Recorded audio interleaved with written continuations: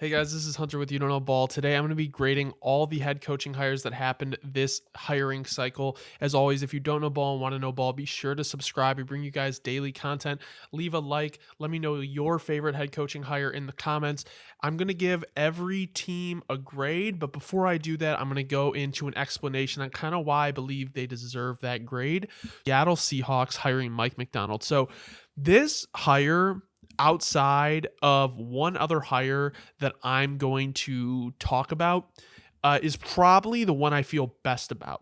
And the only reason this is not probably my best hire is because the other one, the organizational fit and the experience, just that you can't compete with it. So McDonald is a young defensive minded head coach who has impressed as a coach in the coordinator role ever since he was hired by Michigan in 2021. Now, previously, he was with the Ravens from 2014 to 2020, and he moved up his way through the defensive coaching ladder, starting as an intern in 2014 when he was around the age of 27. So at Michigan, he posted a top 10 national defense, won a Big Ten conference championship, and went to the college football playoffs. The team finished with a national ranking of number 3. So after a successful year in college, McDonald was rehired by the Ravens in 2022 to be their DC, and both years that he was their DC in 2022 and 2023, leading the defense to a top 10 numbers in multiple categories, taking a positive jump from 2022 to 2023. So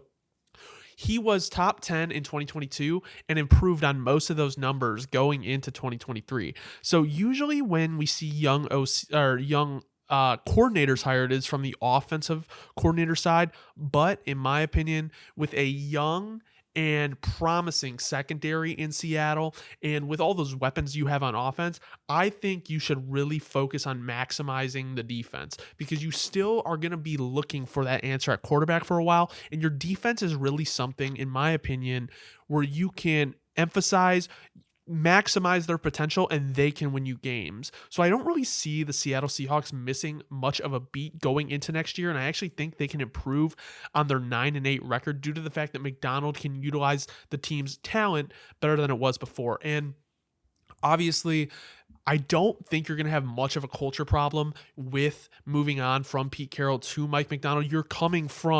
He was basically with the Ravens for his whole career, and the Ravens are one of the best organizations in the NFL.